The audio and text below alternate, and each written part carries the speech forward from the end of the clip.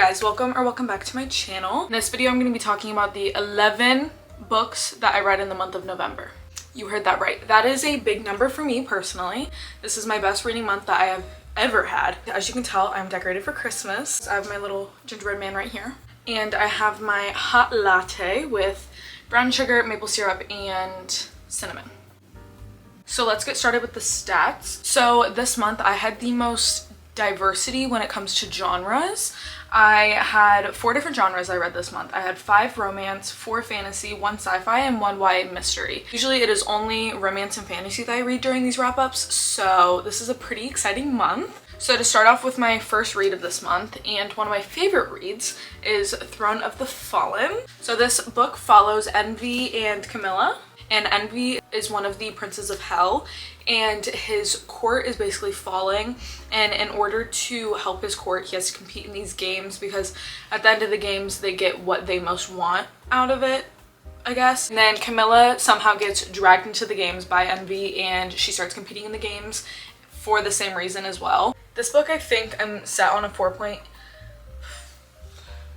I don't know, the more I'm thinking about it, I was going to say 4.5, but I think it's going to be 4.75 because I genuinely have not stopped thinking about this book since I've read it.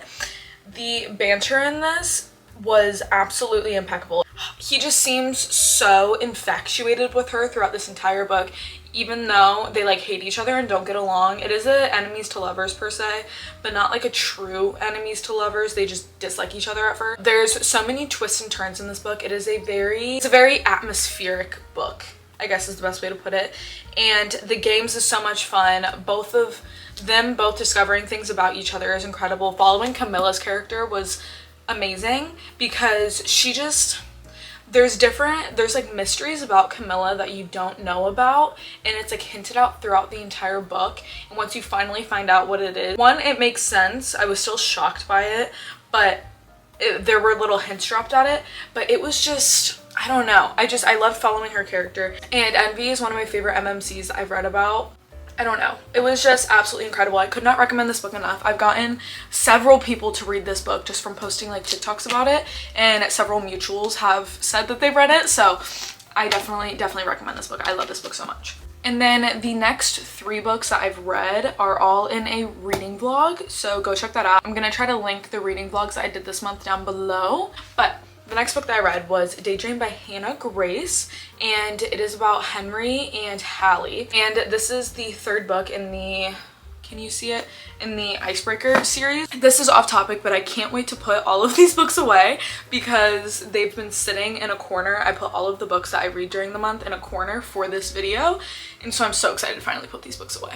This is the 3rd book in the, I don't know what the series is called, but it's with Icebreaker and Wildfire. I've been waiting for Henry's book since I read Icebreaker because Henry is Nate's like best friend in Icebreaker, so I've been waiting for his book because he just seems like such a sweetheart, and he is. And then this follows Hallie as well. They go to the same college. She runs a book club. She works at it, and like she is just the ultimate book girly FMC. Okay, so he's captain of the hockey team, and in order to remain captain he has to obviously keep up his grades, and there is one professor that he keeps having issues with, and he struggles with ADHD. There's a lot of mention around anxiety, ADHD, and just seeing the representation with that, and also so accurately as well, was very interesting. And I liked seeing that because Henry, very evident that he struggles with ADHD, and then Hallie struggles with anxiety. Henry has this professor who is really hard. He keeps procrastinating, and this professor is actually Hallie's like favorite professor. So he needs help with this professor because his grade is plummeting. There is this writing contest that she wants to enter. Her thing is that she feels like she hasn't had enough experiences to write about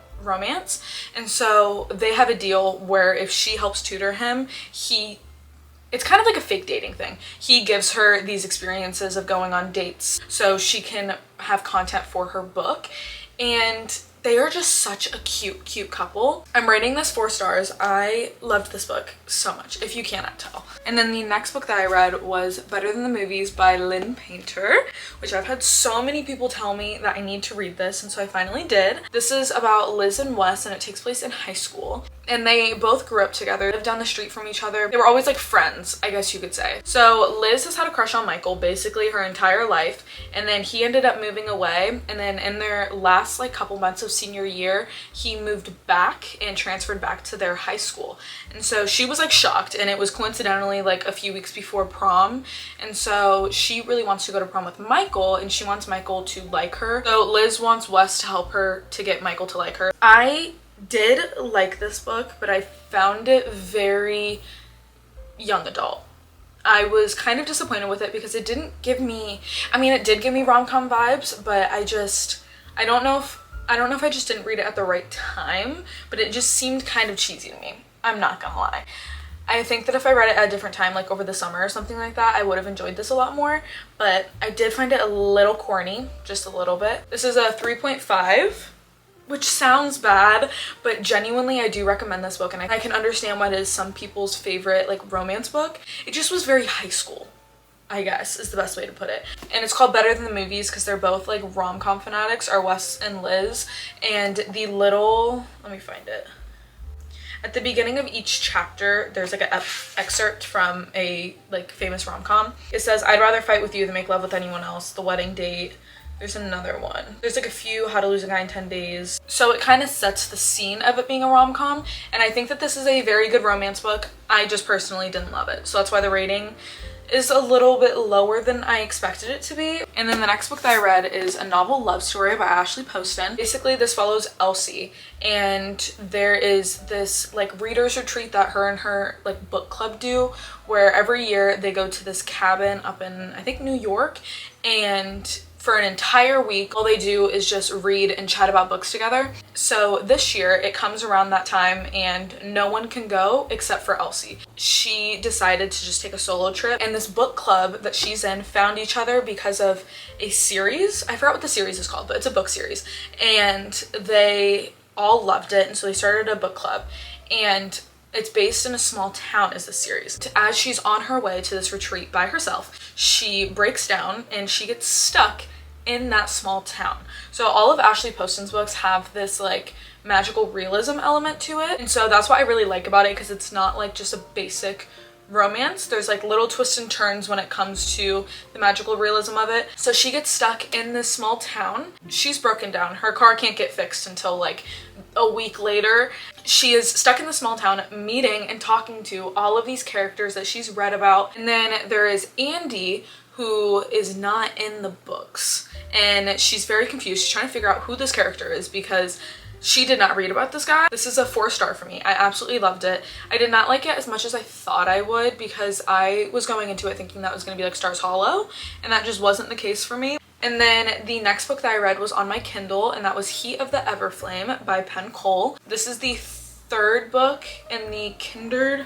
Let me check what the series is called. One second. This is the 1st book that I actually have signed. Thank you very much. The Kindred Curse Saga. So Heat of the Everflame is the 3rd book in the Kindred Curse Saga, and I again read that on the Kindle because what is out of the series right now is on Kindle Unlimited, by the way. But Heat of the Everflame was my favorite book so far in this series. I loved it so much. It is 1,000 pages, by the way.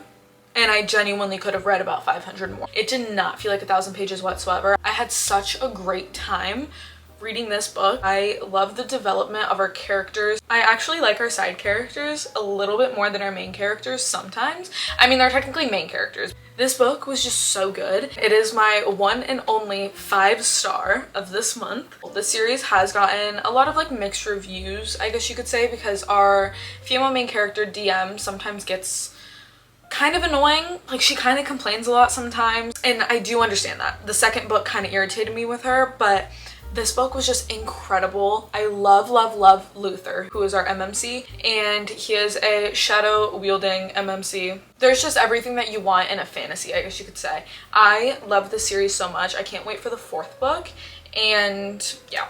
That's about it. That's all I'll say. And then the next book that I read, technically listened to, was The Holiday Hideaway by Mary Kay Andrews.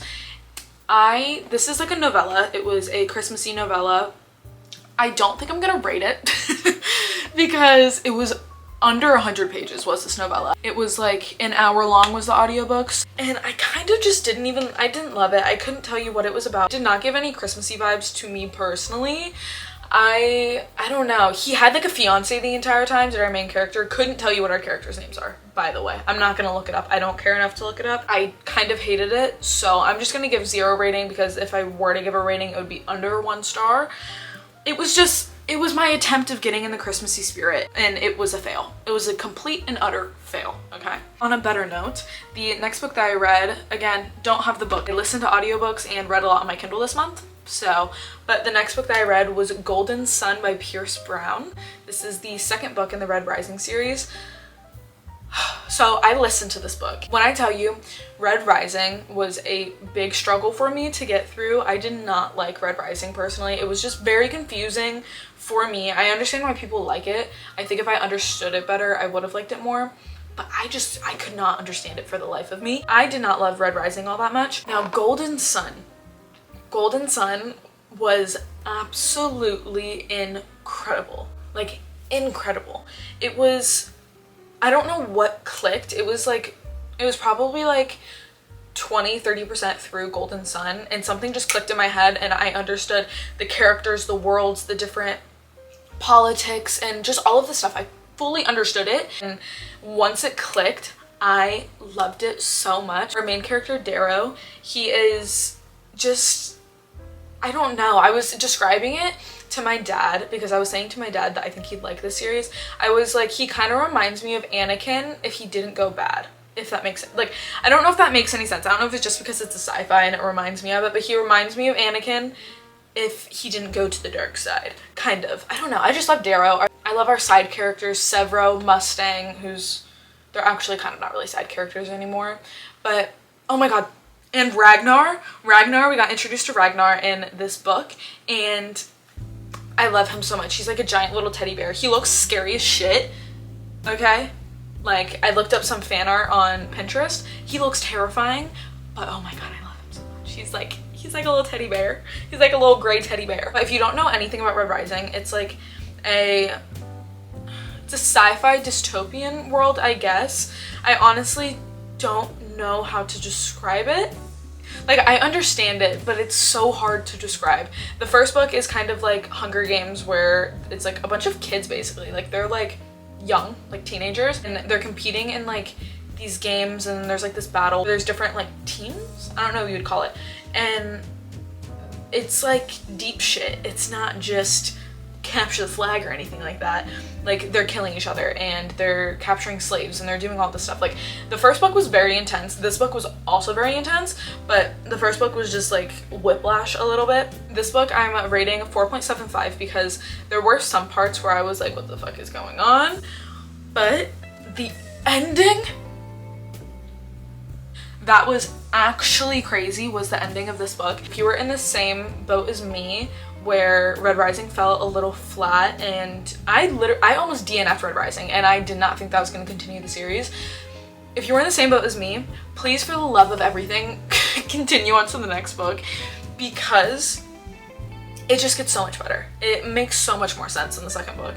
So yeah, absolutely love that book. It is one of my favorite reads. I will also have another reading vlog that includes Golden Sun and one of the next books, so keep an eye out on that one. And then the next book that I read was Killer Instinct by Jennifer Lynn Barnes. This is the second book in the Natural series, and these books are just so much fun. So much fun. I just posted a reading vlog that includes this, so I'm not going to go too in depth about what it's about, but basically it's Criminal Minds with teenagers. Best way to put it. Super fun book, super bingeable. I read both of these books in kind of one sitting. They're just such easy reads, and they're so much fun. Could not recommend these enough. 4-star.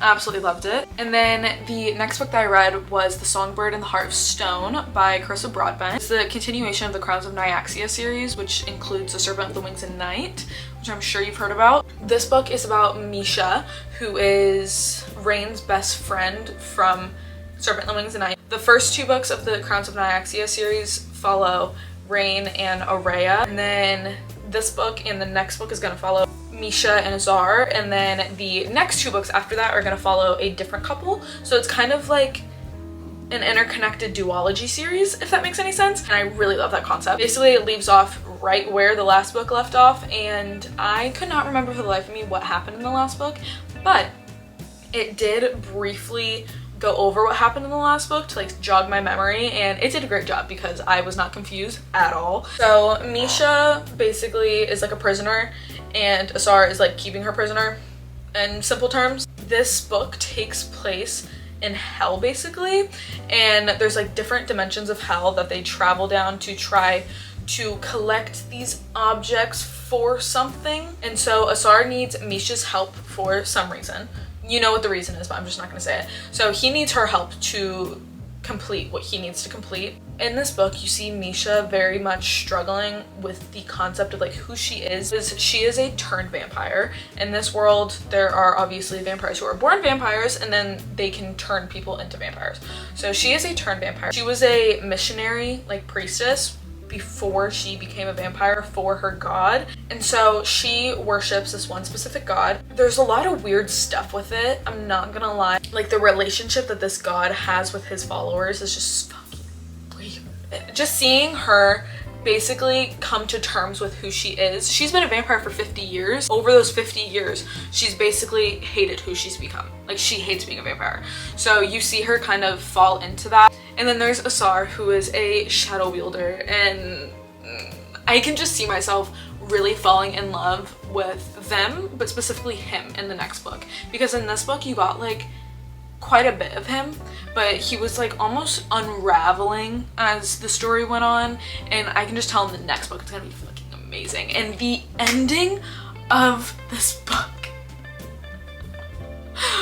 absolutely insane. I do in fact have a reading vlog of this book and then Golden Sun coming out soon, and I recorded my reaction to the ending of this book because I've seen a lot of people say that it was absolutely insane.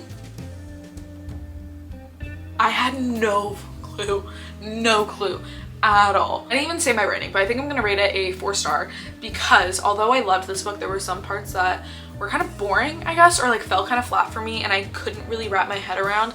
Especially the hell setting was a little confusing, I guess you could say. Not confusing, I just couldn't get into it. I don't know. But nonetheless, absolutely loved this book so much. And then we are on the last 2 books that I read. And like I said, these last 2 books are in the reading vlog of me trying to finish my TBR. This is gonna be kind of like a short speed round. The next book that I read was Butcher and Blackbird. And this book is about 2 serial killers who kill serial killers. Best way to put it. I think I'm gonna rate this 3.75 because although I did like our couple a lot actually, it was just a little too gory for me. Someone who can't even watch murder documentaries because it gives me the heebie-jeebies, so that's just me. This book was actually incredible though if you do love it. I think my mom and sister would really like this book. I just personally, like I said, was just like a little like chills down my spine sometimes. It was very interesting, it was funny, it had a comedy aspect of it, I guess you could say, that I didn't expect, and I do love our couple a lot. So I do recommend this book if you like stuff like that, but if you are squeamish like me, not too sure if I recommend it. Next book, and the most surprising book of this month, is Cruel Prince. I have had the trilogy sitting on my shelf for the longest time. I got it in a box set for like $20 at Target once, and it's been sitting on my shelf for so long, and I've just been avoiding it just because a lot of people say how boring it is. I loved this book. Genuinely love this book. I am on the 3rd book and I finished this book like 2 days ago. So I am flying through this series. I love our main character, Jude. She is a badass, might I say. And Jude is a human living in like a fairyland. So her and her twin sister, Taryn, were taken from their parents from a very young age. They actually saw their parents get killed in front of them, and the man that murdered their parents took them and they live with them in easy terms, I guess. And this book just has like such a whimsical feeling to it, and that is the best way that I can describe the setting of it. I absolutely loved it. There was a lot more politics in it than I expected, and I actually very much enjoyed that because one thing that I do appreciate about young adult fantasies is the politics in it, because the politics are so plainly written in young adult fantasies. So I love this book. This is a 4.5. and I absolutely love the series so much. Genuinely could not recommend it enough. So those are all of the books that I read in November, but if you watched my November TBR video, I did in fact finish 4 out of the 5 books on my November TBR, which is pretty impressive. I actually have a reading blog on all 4 of these books. These are the most books that I've ever read in 1 month, so I'm very impressed with myself. But those are all of the books that I read in the month of November, and I hope you guys enjoyed. If you did, don't forget to like, comment, subscribe, all that good stuff, and I will see you guys in the next video. Bye.